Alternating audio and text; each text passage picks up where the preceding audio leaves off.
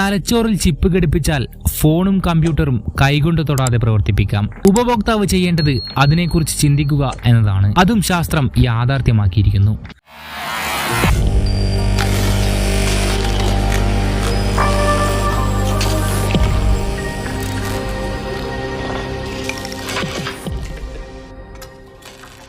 മനുഷ്യ മസ്തിഷ്കവും കമ്പ്യൂട്ടറും തമ്മിലുള്ള ടെലിപതിക് ആശയവിനിമയം സാധ്യമാക്കുന്ന ബ്രെയിൻ കമ്പ്യൂട്ടർ ഇന്റർഫേസ് ചിപ്പ് വിജയകരമായി പരീക്ഷിച്ചിരിക്കുന്നു. കോടീശ്വരനായ എലോൺ മസ്കിന്റെ ന്യൂറാലിങ്ക് എന്ന സ്റ്റാർട്ടപ്പാണ് തലച്ചോറിൽ ആദ്യമായി ചിപ്പ് ഘടിപ്പിച്ചത്.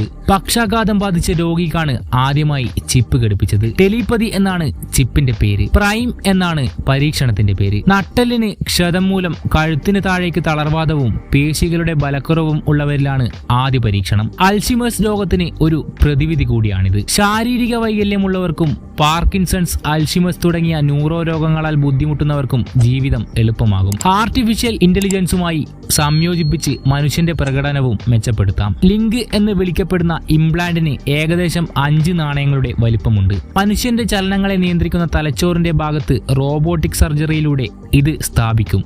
വയർലെസ്സായി ചാർജ് ചെയ്യാൻ കഴിയുന്ന ബാറ്ററിയാണ് ഇത് പ്രവർത്തിപ്പിക്കുന്നത്. അതിലെ നല്ല സ്വർണവും പ്ലാറ്റിനം ത്രെഡുകളും വ്യക്തി ചിന്തിക്കുമ്പോൾ തലച്ചോറിൽ നിന്ന് ആപ്പിലേക്ക് സിഗ്നലുകൾ കൈമാറുന്നു. ആ വ്യക്തി എന്താണ് ചിന്തിക്കുന്നതെന്ന് ആപ്പ് ഡീകോഡ് ചെയ്യും. സ്മാർട്ട് ഫോണുകൾ, കമ്പ്യൂട്ടർ കഴ്സറുകൾ, കീബോർഡുകൾ തുടങ്ങി കണക്ട് ചെയ്ത മറ്റേതെങ്കിലും ഉപകരണവും ഇതുപോലെ പ്രവർത്തിപ്പിക്കാം. മനുഷ്യർക്ക് എത്രത്തോളം സുരക്ഷിതമാണെന്നറിയാൻ ഇംപ്ലാന്റും ശസ്ത്രക്രിയ റോബോട്ടും പരീക്ഷിച്ചു വരികയാണ്. ആദ്യത്തെ മനുഷ്യന് ന്യൂറാലിങ്കിൽ നിന്ന് ഇംപ്ലാന്റ് ലഭിച്ച് സുഖം പ്രാപിച്ചു വരുന്നു. പ്രാരംഭ ഫലങ്ങൾ കാണിക്കുന്നത് ന്യൂറോൺ സ്പൈക്ക് ഡിറ്റക്ഷൻ വാഗ്ദാനം ചെയ്യുന്നു എന്നാണ് എലോൺ മസ്ക് എക്സിൽ എഴുതിയത്. തലച്ചോറിന്റെ ശേഷി വർദ്ധിപ്പിക്കുന്നതിന് പുറമെ അത് നിയന്ത്രിതമായി വർദ്ധിപ്പിക്കാനും അവർ ലക്ഷ്യമിടുന്നു. മനുഷ്യന്റെ ചിന്തയെ നിയന്ത്രിക്കുന്നതിന്റെ അനന്തരഫലങ്ങളെക്കുറിച്ച് ആശങ്കയുണ്ട്. മനസ്സിനെ കീഴടക്കുക എന്നതാണ് പരമമായ ലക്ഷ്യം. അത് എത്രത്തോളം സാധ്യമാണ്? മസ്തിഷ്ക മരണത്തെ പോലും മാറ്റിമറിക്കുന്ന തരത്തിൽ സാങ്കേതിക വിദ്യ നാളെ വളർന്നേക്കാം. നിലവിലെ അവകാശവാദം നിഷേധിക്കുന്നില്ല,